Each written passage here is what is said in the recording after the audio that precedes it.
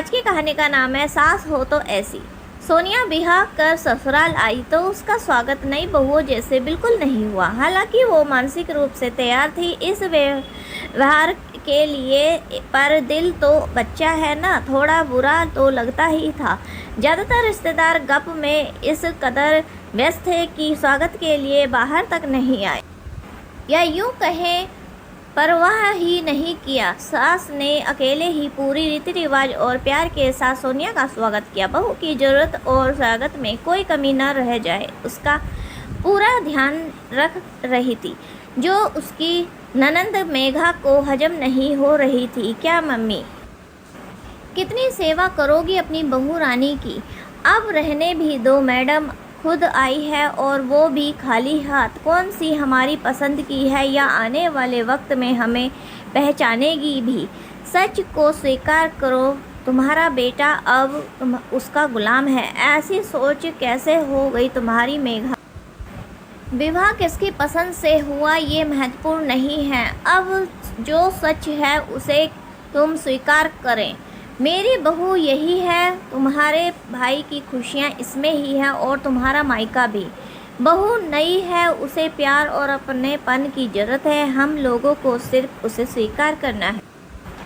पर उसे तो पूरे परिवार को अपनाना है मेघा, अपने परेशानी बढ़ाते नहीं घटाते हैं। मेघा माँ के बातों का जवाब दिए बगैर पाँव पटकते हुए अपनी असहमति को जताते हुए चली गई। कुसुम जी को पूरा भरोसा था मेघा को बात जल्द ही समझ आ जाएगी।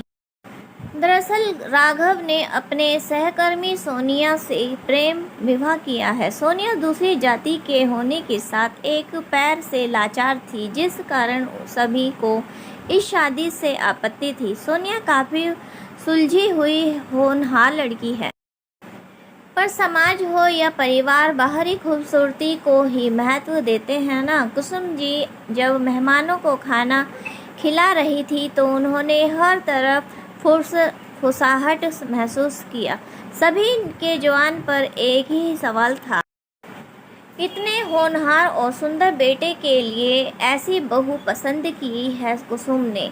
कुसुम जी से जब रहा नहीं गया तो उन्होंने खुलकर सभी से एक ही सवाल किया, बहू अपनी पसंद से लाने के बाद भी क्या हम सहजता से स्वीकार कर लेते हैं?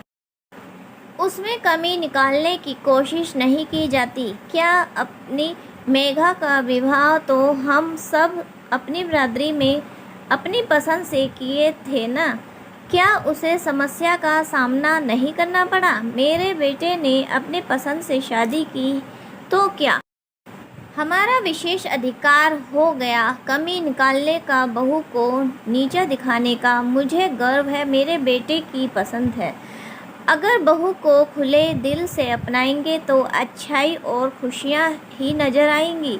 सच तो यह है कि शुरू में कुसुम जी भी इस रिश्ते को नकार दिया था, पर बेटे के समझाने पर जब वो सोनिया से मिली तो पहली बार में ही इस रिश्ते को मन से स्वीकार कर लिया था।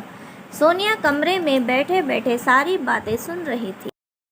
कुसुम जी जैसे ही कुछ ज़रूरत से उसके रूम में गई, डबडबाई आंखों से सोनिया छोटी बच्ची की तरह लिपट कर रोने लगी। उसके मुंह से सिर्फ एक ही शब्द निकला, माँ। दोस्तों, हमारी कहानी कैसी लगी कमेंट में बताएं। धन्यवाद दोस्तों।